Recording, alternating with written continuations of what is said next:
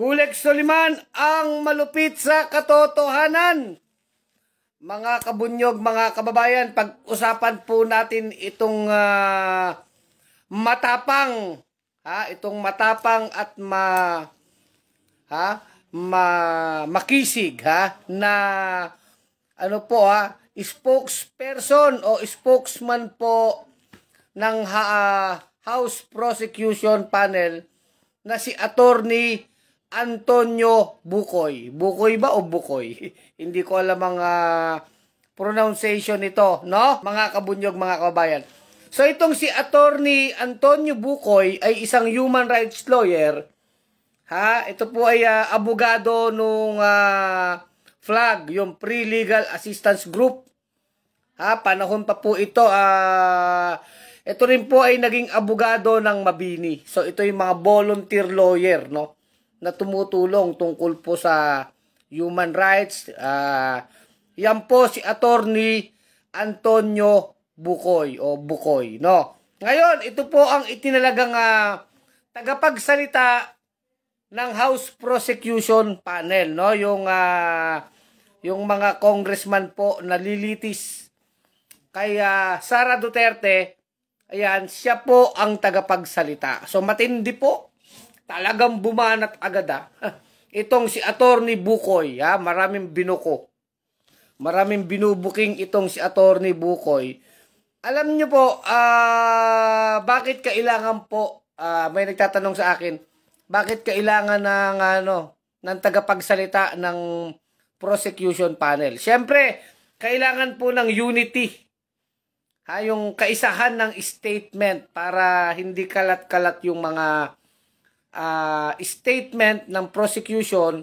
May isang parang official na stand sa mga issue o mga dapat sagutin kung sisimula na po yung impeachment trial. So dapat may isang tagapagsalita. 'Di ba yung anak ni Benny Abante, itong si Attorney Princess Abante ay itinalagang tagapagsalita po ng House of Representatives.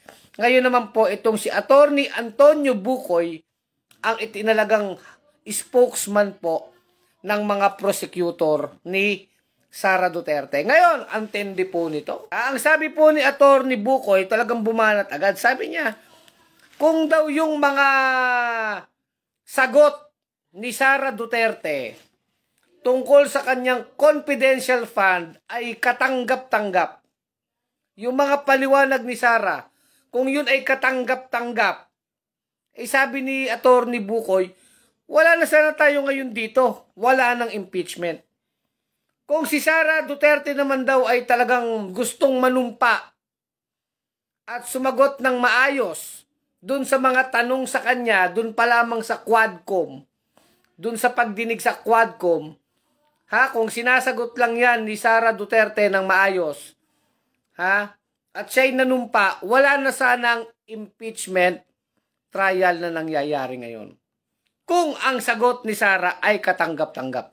Yan po yung sinasabi ni Attorney Bukoy. So ngayon, bakit tayo nagkakaroon ng impeachment trial? Yun nga, ang sabi ni Attorney Bukoy ay ayaw kasing manumpa ni Sara. At ayaw niyang sagutin ang mga tanong sa kanya ng mga mambabatas tungkol sa kanyang confidential fund. Ayaw sagutin ni Sara. So, dahil ayaw sagutin ni Sara, sinampahan po siya ng impeachment complaint. At ngayon nga ay nakasampa na po yan sa Senado. So, napakasimple po. Kaya nga, maraming nagtatanong bakit si Sara Duterte lang ang mukhang nasesentro. Yan ang mga sinasabi ng DDS. Marami naman dyan, may mga confidential fund, di ba? O may mga budget din, may mga korupsyon din. Ang mga opisyal ng gobyerno. Totoo yan. Totoo yan. Talaga namang hindi nawawala ang mga kurakot. Pero, hindi naman ibig sabihin noon ay hindi mo na kailangang silipin si Sara Duterte. In fact, doon sa budget hearing, yung sa Quadcom hearing, sa budget hearing, pag sinasalang po yung mga opisyal ng gobyerno, yung mga head ng mga departments, So, sinasagot. Sinasagot po ng mga opisyal ng gobyerno yung tanong ng mga mambabatas, ng congressman, ng senador. Sinasagot nila. Ha? Pero si Sara Duterte kasi, ayaw nga pong manumpa eh. Di ba kailangan manumpa ka sa Quadcom o sa mga congressional or Senate hearing. Kailangan manumpa ka dyan eh. To tell the truth and nothing but the truth, so help me God. Ayaw po ni Sara yun.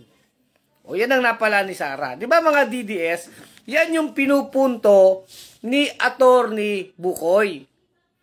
Kung hindi ba naman talaga tambalos-los si Sara, kung ikaw ba naman ay sumasagot ng maayos, wala na sanang impeachment. Kaya mga DDS, kasalanan ng inyong inday. Kung bakit siya ngayon na ginigisa dyan sa igigisa dyan sa darating na impeachment trial dahil hindi siya marunong sumagot ng maayos. Di ba? Yun lang naman ang hinihingi eh. Hindi lamang ng taong bayan, ng mga senador o ng mga congressman, kundi ng mamamayan, ng taong bayan. At pag sinabing taong bayan, mga DDS, kasama din kayo dun sa taong bayan eh. Maliban na lang kung di kayo tao. Asong bayan ba kayo? Taong bayan, ibig sabihin, pera yan ng tao. Pera yan ng mamamayan. Buwis yan ng mamamayan eh, di ba? Buwis yan ng pag-aari ng taong bayan, di ba? O, ibig sabihin, yung mga pondo, mapa-confidential confidential fund yan, o pondo yan ng mayor, o ng congressman, o ng governor, basta pondo yan ng bayan, pag-aari yan ng taong bayan. So kaya pag nagtatanong yung mga mambabatas, yung mga senador, congressman, tungkol sa mga pondo, sa confidential fund, marapat lamang na sagutin. Yun yung hindi ginagawa ni Sara Duterte, di ba? Eh sabi niya, kaya nga confidential eh, hindi pwede yung ganun eh, di ba? Marami naman paraan, ipaliwanag mo yan eh. Di ba? Yung mga Mary Grace Piatos niya. Yan po ang isang punto ni Attorney Bukoy. Kung marunong lang sumagot ng tama at katanggap-tanggap ang mga sagot ni Sara Duterte tungkol sa kanyang confidential fund, ay wala na sana tayong impeachment trial ngayon, di ba? Kaya yan ang mga banat po ni Attorney Bukoy. Tingin ko mahusay ito. Mahusay itong si Attorney Bukoy, ha? At ang sinabi po ni Attorney Bukoy, ikinahihiya po ng mga dating, kung sakasakali daw buhay, itong mga dating senador, mga maningning na senador, kagaya nila Senator Jokno, nila Senator Tanyada, ikakahiya daw nila itong ginagawa ngayon ng Senado sa pangunguna nitong amag na si Chis Escudero na inaamag ang utak, di ba?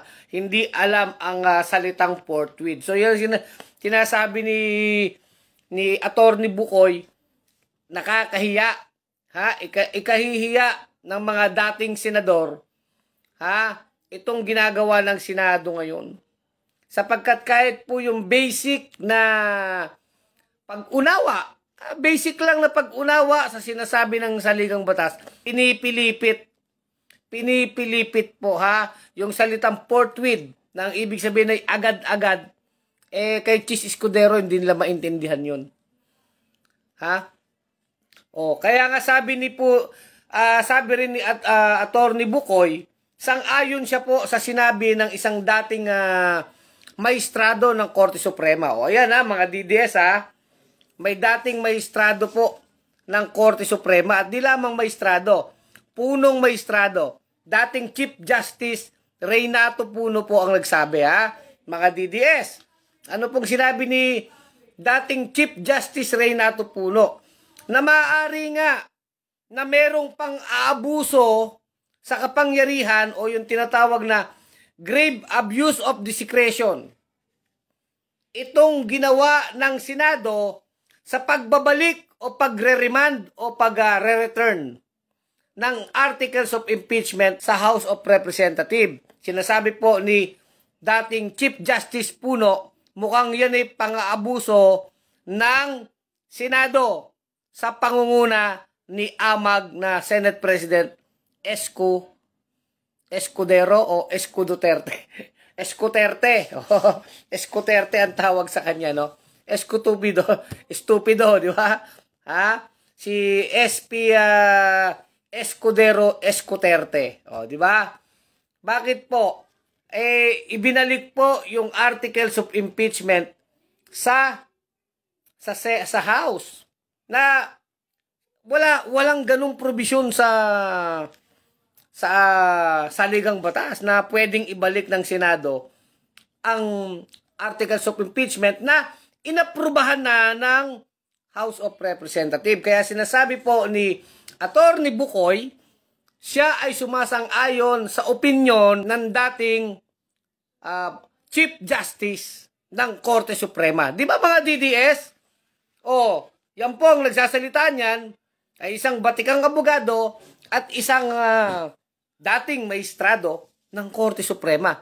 Dating Chief Justice. Di ba mga DDS? Yan sinasabi ha.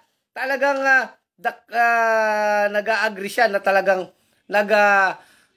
nag-commit o talagang nakagawa ang Senado ng grave abuse of discretion. Di ba? Anong masasabi mo diyan, Angel de la Guardia? Sabi pa nga ni Idol Ray Malonzo, ang Senado ngayon na wala na ang mga mararangal na tao gaya nila Pimentel at Jokno, parang pinapanood din ni Ray Malonzo ang mga vlog mo. Sek Kulek. Salamat po. Salamat kay di ba dating mayor yan, si Ray Malonzo ng Caloocan. Pinapanood ba ang aking vlog, Angel de la Guardia? Yun po. Kaya matindi itong si Atty. Bukoy ha. Talagang marami siyang binubuko. Bukoy. Ito ang magiging bukayo ni Sara Duterte. Mahihirinan siya dito. Di ba? Kaya sinasabi po ni Atty. Bukoy, itong impeachment trial, hindi lang to legal na proseso. Hindi lang po ito legal process, sabi niya. Ito ay isang moral, tawag dito, moral accountability, di ba? Test of moral accountability. Pagsubok po sa, ng usaping pananagutan. Yun na sinasabi niya, hindi lang to legal proceedings. Kumbaga dito, gaano ba naiintindihan ng mga senador yung sinasabing pananagutan? Ganon din sa mamamayang Pilipino. Ito ay test of moral accountability. Paano nauunawaan ng tao yung sinasabing accountability? Di ba mga DDS? Ano ba ibig sabihin ng accountability? Kung ikaw ay opisyal ng gobyerno, ano man lang yung ginagawa, ang pondo ng bayan, kung paano mo yung ginagastos, ikaw ay accountable. At kung may mga question dyan, mabibigat na question, kailangan mo yung sagutin. Yun yung hindi ginagawa ni Sara Duterte. Ang sinasabi lang lagi ni Sara Duterte, pinupolitika nila ako. Gusto nila akong mawala sa pwesto. Diba? Ganun lang lagi ang sinasabi niya, pinupolitika. Sagutin mo na lamang, Inday. Diba? Marami na pong pagkakataon si Sara Duterte na masagot niya sana itong mga katanungan ng mga mambabatas at ng taong bayan. Hindi pa nga masabing pagbibintang Tinatanong lang naman siya. Halimbawa, bakit yung resibo mo Mary Grace Piato? Sino yan? Sabihin, confidential kasi Hindi dapat malaman kung sino yung tao na yan. Okay, para saan yun, di ba? Kung hindi mo masasabi yung tunay na pangalan, anong nature? Pangalawa, yung mga safe houses. Bakit ang mahal ng mga safe houses ni Sara Duterte? Umaabot ng kalahating milyon. Isang araw lang na upa. Di ba? Mga ganon. Milyon-milyon yung bayad sa safe house. Sinong nakatira doon? Ang dami pong tanong, di ba? Bakit wini-withdraw lang ng isang tauhan ni Sara Duterte yung confidential fund? Binibigay ng disbursement officer doon sa isang tauhan ni Sara sa PSG. Bakit parang yun ang bagman? Bakit? Diba? Ang daming tanong. Hindi sinasagot ni Sara Duterte ang mga katanungan. Diba? Bakit may envelope ka na binibigay sa mga DepEd official? Hindi yata regular yun na nagbibigay ka ng pera. Envelope na may lamang pera. Kailangan mo sagutin. Hindi rin po niya sinasagot yan. So, nandito tayo ngayon. Di ba kayo ba mga DDS, hindi ba kayo interesado na malaman kung saan ginamit ni Sara Duterte ang confidential fund, ang kanyang pondo? O, ito pang sabi ni Atty. Bukoy, ha? Ito pang sabi ni Atty. Bukoy, ha, mga DDS. Makinig kayo. O, sabi niya, ito ngayon, first time na may impeach na Vice President. Actually, si Sara Duterte ay na-impeach na. Na-impeach na po siya ng House of Representatives. Nung pinail na po ang articles of impeachment sa Senado, nagkaroon ng botohan dyan sa House, mahigit 200 po ang nag-impeach kay Sara Duterte. So, impeach na siya.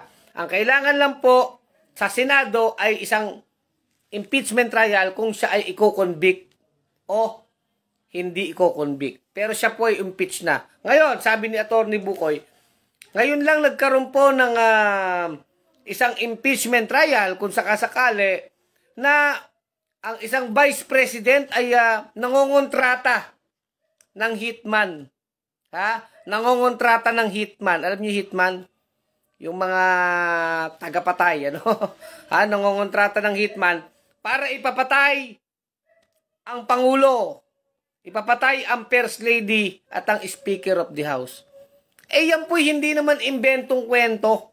Yan po'y buong tapang, buong kapal at buong yabang na pinangalandakan ni Sara Duterte. Ha? Sa isang vlog sa social media. Talagang sinabi po yan ni Sara. O, di ba mga DDS, yung pangungontrata ng killer, ginawa ng inyong Vice President. Inamin naman ni Sara eh. Yan sinasabi naman niya, hindi, ano naman kasi yon, conditional, pagpatay na ako. Still, ang sinasabi mo, may kinausap kang killer, di ba? Ang liwanag nun eh. Kahit ano pang sabihin mo na pag namatay na ako, patayin mo. Ha? Si Bongbong Marcos, patayin mo ang First Lady. Patayin mo itong si Martin Romualdez na Speaker of the House pag ako'y tinepok o pag ako'y tinepok nila. Diba? O, diba? Yun lang sinabi ni Sara Duterte. Verbatim yun, yung pagkakasabi niya. Kung ano yung direct statement niya. Hindi po yun na allegory, hindi yun simile, metaphor, hindi ano ba tawag doon, yung mga figures of speech. Hindi po yun symbolical. Yung po yung mga literal na sinabi ni Sara Duterte na siya ay kumausap ng papatay, ng killer. Na kung siya'y mamatay ay may papatay din kay Bongbong Marcos, kay Lisa Araneta at kay Martin Romualdez. Sa Pangulo, sa First Lady at sa Speaker of the House. Kaya yan ang isa sa laman ng impeachment complaint labang kay Sara. Sagutin mo ngayon yan. Kung sinasabi mo, nagjo-joke ka, sabi mo, symbolical lang yan. Anuhin mo yan? Ipagsulit mo yan, hindi pwedeng yabang-yabang. Tapos, biglang sasabihin mo, pinupolitika ka. Di ba? Yan ba'y gawain ng, kaya nga, di ba mga DDS, yung bang pagbabanta ng pagpatay ng tao, no less than ang babantaan mo ay presidente ng Pilipinas, yung ba'y gawain ng isang matino na opisyal ng gobyerno, ng isang normal? Di ba mga DDS? Hindi naman invento yun. Hindi ba kayo interesado na marinig ang paliwanag ni Sara dyan? Di ba? So, yun yung laman ng articles of impeachment na kailangan niyang sagutin sa ayaw at sa gusto niya. At kailangan, ano bang mga ebidensyang kailangan lang patunayan ng prosecution dyan? Halimbawa, di yung mismong tape, yung mismong video na sinabi ni Sara yun lang naman. Ngayon, kung nangontrata ka ng tao na papatay, sino yung tao na yun? Sino yung killer na kinokontrata ng Vice President? Sino yun? Di ba? So, para, ano to? Hindi to para siga kayo, untouchable na kayo. Kaya po tayo may tinatawag na impeachment process. Hindi naman pwedeng tanggalin lang ang Vice Presidente ng ganung-ganung kadali. Hindi po eh. Matatanggal lamang ang Vice Presidente sa pamamagitan po ng impeachment process. Na yan po ang tinatadahanan ng konstitusyon. Kaya nga, sa loob ng isang taon, isang beses lang dapat nagpa-file kasi nga napakasela ng proseso na yan. Ibig sabihin, napakahalaga niyan. Kaya pag na-file yan, sinasabi nga ng konstitusyon, dapat the trial shall forthwith proceed. O, di ba? Forthwith proceed. Dahil isa itong napakaselan na proseso, minsan lamang to 1 taon. Ang nasasangkot dito ay isang impeachable official, kagaya ng Vice President, kaya nakalagay sa konstitusyon, shall forthwith proceed. Ibig sabihin, kailangan magsimula agad-agad. O, di ba? Di ba mga DDS? Hindi sabi nung 18 na inamag na senador na kagaya ni Chis Escudero, sabi nung 18 senador, ay hindi. Ibalik natin sa House of Representative yan. Yan bang ibig sabihin ng agad-agad? Hindi nga sinabing impeachment to hear. Hindi. Ang sinasabi is to try. Trial ang sinasabi. Trial, di ba? O, yung impeachment trial ang sinasabi. Forthwith proceed. Magsimula agad-agad. O, hindi po yan naiintindihan ng mga inamag ng mga senador. Di ba? O, di ba? Problema pa nila ICC, sabi ni Willie Lopez. Good evening, Kabunyog. Kaya ako po, tingin ko positive itong pagkaka-appoint kay Attorney Antonio Bukoy. Marami tayong matututunan pa rito, ha? Talagang maganda rin yung mga sinasabi niya. Sabi niya nga hindi niya kailangan ng bayad. Ito'y para sa bayan. Ito'y volunteer lawyer tong si Attorney Bukoy ng FLAG. Yung pre-legal assistance group, tsaka ng yung isang grupo ng mga abogado, yung Mabini. Tatanggol po yan ng mga karapatang pantao, di ba? Kaya yun lamang. Kaya nga sabi ni Attorney Bukoy, ano bang kinatatakot nyo sa katotohanan? Anong kinatatakot nyo dyan? Kung wala kang tinatago, hindi ka matatakot. Hindi mo ide-delay. Hindi ka magpapaikot-ikot. Di ba Alan Caldero Cayetano? Di ba ba to? Amy Marcos. Anong kinatatakot ninyo na pinapaikot-ikot nyo pa ang impeachment? Hindi pa simulan. Kasi kung si Chis Escudero lang talaga ay sumunod sa konstitusyon, pagpasok nung Pebrero 5, nung naisampa na ang articles of impeachment sa Senado, sinimulan na sana ang proseso ng impeachment. Kahit hindi pa trial, kahit nirefer lang muna sa Rules Committee, tapos mabilisan. Di ba? Kasi sabi ng konstitusyon, agad-agad inuutusan ng konstitusyon. So from February, March, April, May, bago ang June, bago matapos ang 19th Congress, pwedeng na desisyon na po yan. 3 months, 4 months, ano na po yan? Sapat-sapat na panahon na para magkaroon ng impeachment trial. Kung ginusto lamang ng mga senador, lalo na po ni Chis Escudero. Di ba? Kaso hindi binastos po yung proseso. Kaya hindi rin nyo naman mapipigilan ito. Kaya yan ang sinasabi ni Attorney Bukoy. Ito'y test of moral accountability. May moralidad pa ba ang mga senador? Ang taong bayan, kasama na ang mga DDS dyan sa taong bayan. Mga DDS, kasama kayo dyan.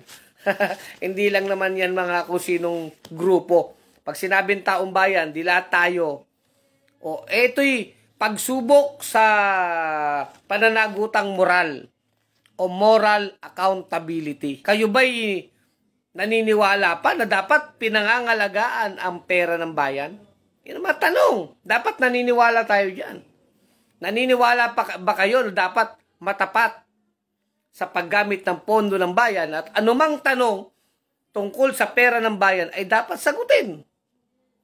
Kung naman hindi ka nagsisinungaling, ano lang ba namang sagutin ni Sara? Ganun lang kasi kasimple yun Kung ginamit mo yan ng tama, hindi mahirap magpaliwanag. Sa totoo lang, di ba? Kung ginamit ni Sara ng tama yan, di ba? Ito, dito napunta. Sa ganito, ito ang resibo. Wala na sana tayong impeachment na pinag-uusapan ngayon.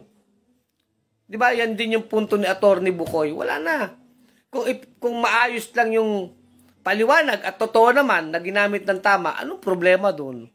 Kahit baka away mo yan sa politika ng mga Marcos, kung ginamit ng tama ang pondo, wala tayong pag-uusapan. Hindi nga po pinapaliwanag. So, accountability, moral accountability. Di ba? Yung mga naniniwala tayo na dapat ang mga opisyal ng gobyerno may moralidad, hindi killer, hindi nangongontrata ng hitman, di ba? Di ba? O, di ba, Angel de la Guardia? Kaso kung nangongontrata si Sara Duterte ng hitman, ayon mismo sa kanyang bibig, lumabas mismo sa kanyang bibig na may kinakausap siyang killer para patayin ng presidente, patayin ang First Lady at Speaker of the House. Anong tawag nyo dyan? Sa ganyan, di ba? Di killer yan. So, accountability ang tawag doon. Hindi mo pwedeng sabihin na lang yan. That's why nga si Duterte nakakulong sa International Criminal Court. Kasi kung nung panahon na presidente siya, untouchable siya, hindi siya magalaw, ngayong hindi siya presidente, gumugulong ang batas eh. Ang tawag doon, accountability. Hindi na lang pwedeng sasabihin natin, hindi, yan 30,000 na yan o 6,000 na yan. Kung nilalang lang nila Panelo yung mga namatay na yan sa drug war, 5,000 lang, 6,000 lang daw, sabi ni Panelo. Ano, wala na ba kayong accountability dyan? Pananagutan?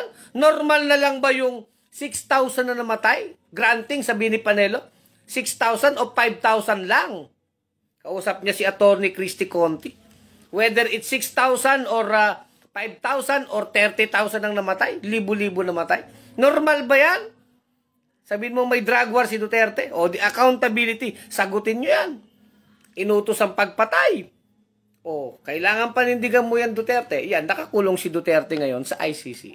Kasi accountability. Di ba mga DDS, kung walang kasalanan yung Mayor Gong Dinyo, di wala.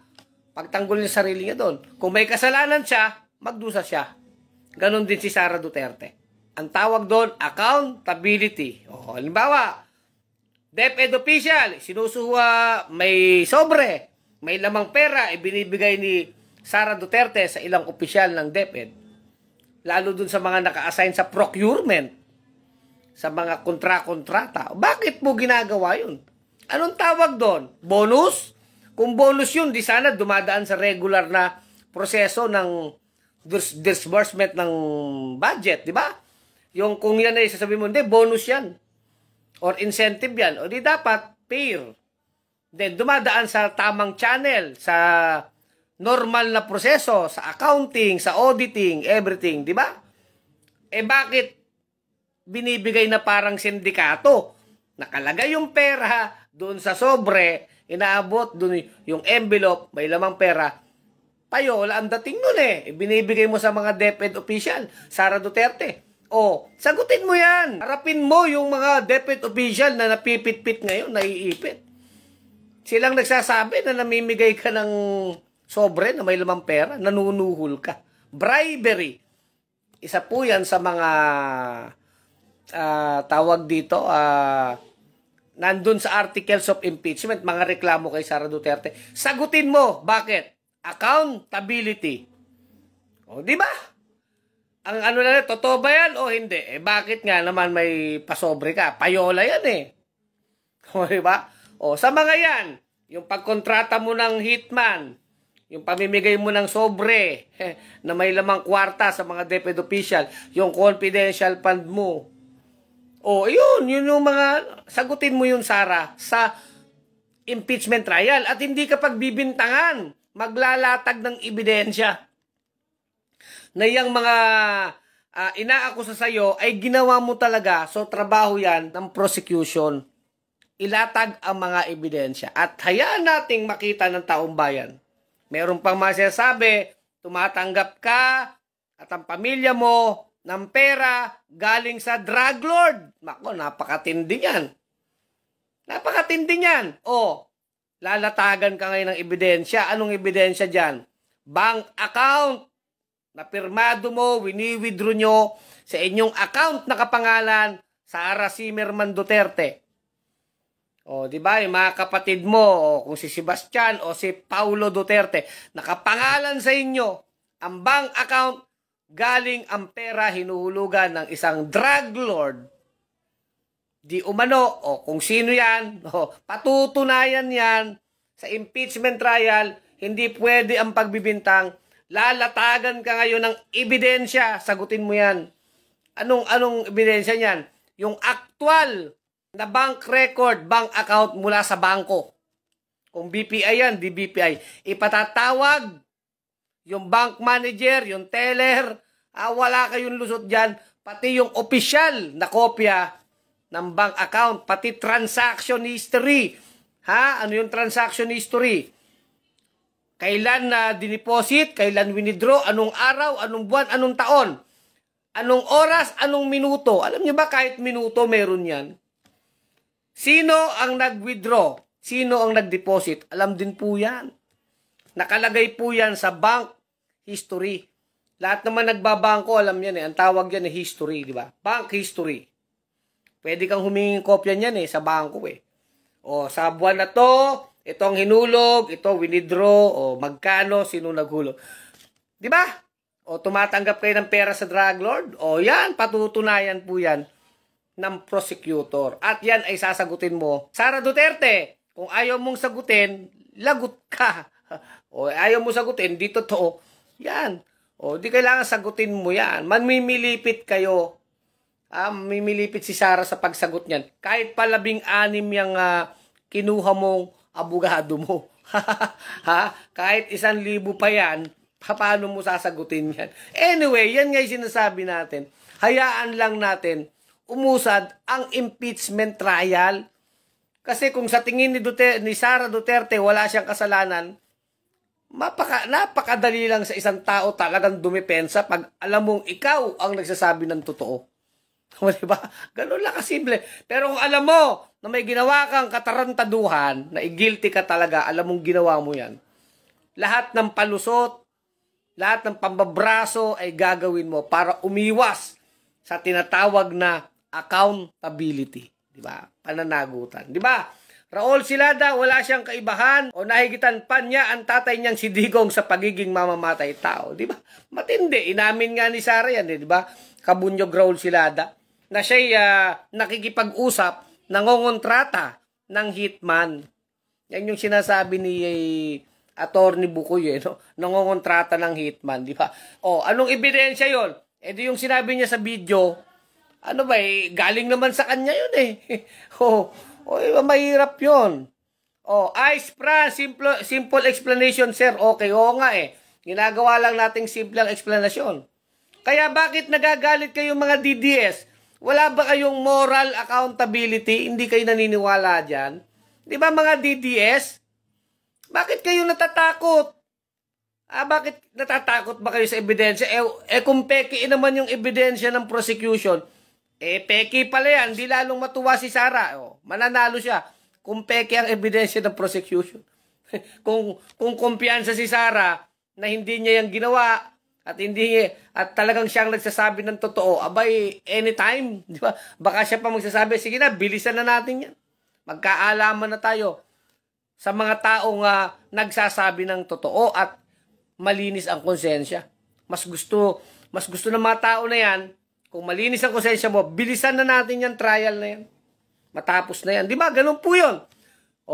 Pero bakit nga ba ang mga DDS, lalo yung mga senador, ng mga makasara, sila Caldero, sila Caldero Cayetano, sila Bato, gusto pa ipadismiss. Bakit? Bakit gusto mong ipadismiss Bato? Ayaw mong marinig ang mga ebidensya? Ayaw mong mapakinggan yung bank manager? Ano kayo, bali? Kaya kung ayaw nyo, yung taong bayan, kailangan makita yan. Nasa konstitusyon yan. Impeachment trial shall proceed forthwith. Kung ayaw ng mga senador makinig, taong bayan. At sa taong bayan, DDS, kasama kayo dyan, ha? Baka sinasabi nyo na naman, hindi na naman kayo kasama sa taong bayan. Maliban na lang kung hindi kayo tao, kung aso kayo, di ba? Kayo asong bayan, di ba? Aso kayo ng mga Duterte, di ba? Truth will set you free. Eksakto, di ba? Hermi Kausing Binagwa, di ba? Truth will set you free, di ba? Palayain nyo mga DDS sa mga puso at bumbunan nyo sa kasinungalingan. Huwag kayong matakot sa katotohanan. Kung saan tayo dadali ng ebidensya, doon tayo. Yun ang totoo eh. Kahit sinasamba nyo si Duterte, talagang halimbawa napatunayan na talagang hinuhulugan pala ng drug lord yung bank account na nakapangalan kay Sara, kay Digonio, o kay Paulo Duterte. Anong magagawa nyo? Yun pala yung katotohanan. Matagal na kayong binabaliw, niluluko ng mga Duterte. At mabubuksan lang ang isip nyo kung makikita nyo mismo ang ebidensya. At ang ebidensya na yan ay makikita nyo sa impeachment trial. Kaya walang lusot si Sara na siya inaapi. Hindi. Ipasasagot naman sa iyo eh. Di ba? Ipasasagot kay Sara Duterte lahat ng ihahaing ebidensya laban sa kanya. May karapatan si Sara na sagutin yan. Kaya nga ang balita, 16 na mga abogado ang kinuha ni Sara Duterte, ipinasa po ang roster diyan sa Senado, no? 16 na abogado. Matindi yan. Kaya lang, matalino rin ng taong bayan eh. Hindi naman komplikado yung mga issue na yan, di ba? Ako sinabi ko na. Napakasimple lang yan. Pag sinabi ni ito yung video ni Sara na sinabing nangongontrata siya ng papatay kay Marcos. Inaamin mo ba? Siya naman talaga yun eh. Ang tatanong, bakit? Di ba? Bakit? Ba't mo sinabi yan, Sara? Kung sabihin ni Sara, hindi, joke lang yan. Di ba? Paala ka. Kung anong depensa mo dyan.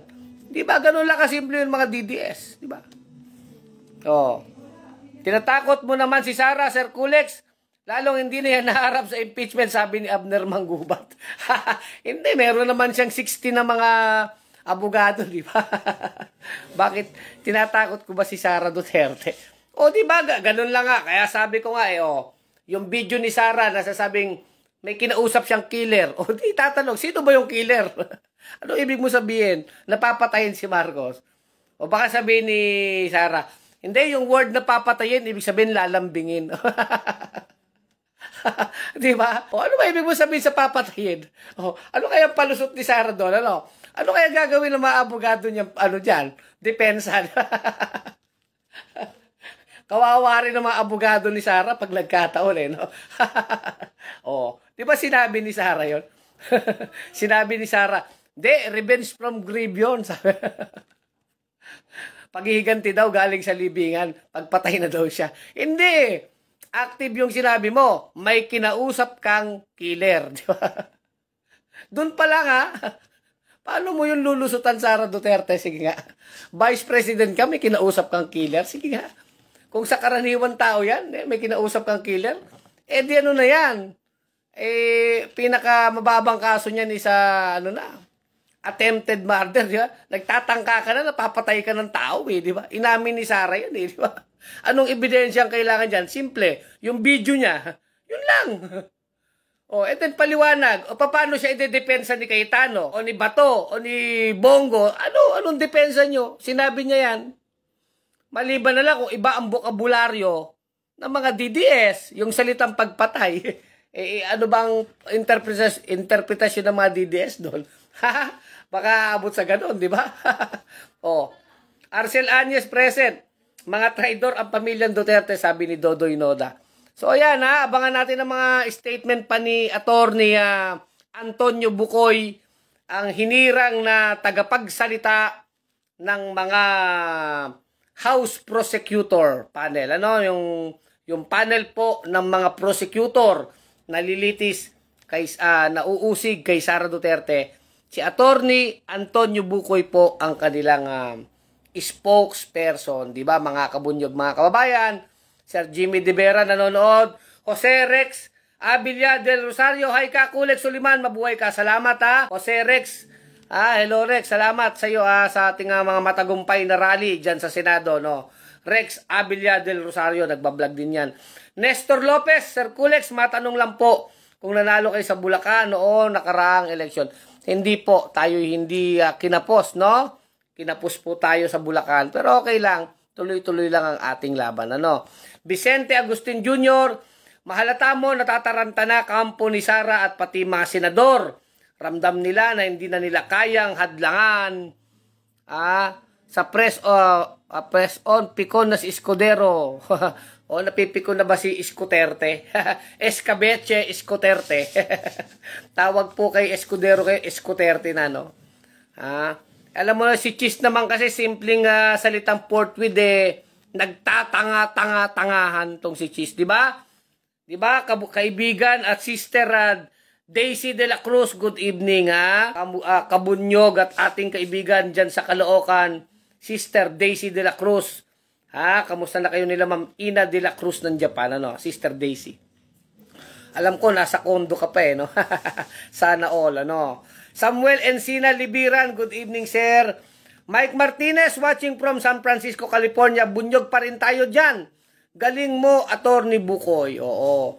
Salamat po ha sa mga kabunyog natin dyan sa California, sa United States, Sir Julian Robin, Sir Rod. Maraming salamat, Sir Rod Santos, Rodi Santos, sila Jose Ajero sa Texas, sila Ma'am Ninya Rodriguez sa Hawaii, maraming Ma'am Adelaida Pulopot Waters ng Arizona, yan, mga ano natin yan, Ma'am Eleanor Casanova, di ba? Maraming salamat po, no? Nelly Carmel, Joel Colliantes, salamat mga natin to, mga suki. Tatambakan sila ng ebidensya, di nila kayang pasinungalingan, ang sabi ni Bayru Ruwain Niedo. Oo, talagang tatambakan sila ng ebidensya niyan. Ay, abangan lang natin, basta tayo, dun tayo sa ebidensya. Walang pagbibintang, walang fake news, walang AI, di ba bato? Walang AI walang artificial intelligence. Bawal ang fake news sa impeachment court, bawal ang AI. Yung totoong ebidensya lamang. Doon tayo sa katotohanan. Ha? Mga kabunyog, kasi yung mga natatakot sa katotohanan, yan yung mga guilty. Mga may kasalanan yan, di ba? Hindi tayo takot sa katotohanan. Gustong-gusto nga natin lumitaw ang katotohanan. Dahil sabi nga nung isa nating nag-comment, the truth shall set us free. Di ba mga DDS, huwag kayong natatakot sa katotohanan na. Para yung binebendisyonan kayo, di ba? Para kayong natutunaw ba kayo pag kayo'y nakakarinig ng katotohanan, di ba? Wag. Belated happy birthday, sabi ni Daisy de la Cruz. Oo, salamat ha. Sis Daisy, painom ka naman, Sis Daisy. joke lang pero seryoso. Pag may time, ano? Sis Daisy, kita-kita tayo ha. Oo, salamat sa iyong pagbati, ano? Oo. Lay Soliano Colyamat, good evening. Ray De Jesus nanonood. So, maraming salamat sa ating mga, sino bang hindi ko nabasa ang comment. Good evening, Kabunyog Sir Kulex. Rolando Lameira, salamat. Angel, nandiyan pa rin si Angel, ano? Sana matuloy ang impeachment para mapanagot si Sara Escudero. Mananagot ka sa taong bayan pag hindi mo tinapos yan. Sabi ni Ruben Rodriguez. Sabi naman po, tatawid talaga eh. From 19th Congress, no doubt, walang kaduda-duda, tatawid yan ng 20th Congress. Ibig sabihin, bago na kasi yung kalipunan na mga senador sa 20th Congress, even sa mga congressman, bago na rin. May mga bagong members sila. So, ang sinasabi naman nila ng mga dating maestrado ng Korte Suprema, mga DDS, mga dating maestrado to ng Korte Suprema, ang Senado ay continuing body yan. Ang napuputo lang yung kanilang legislative work o yung trabaho nila sa paggawa ng batas.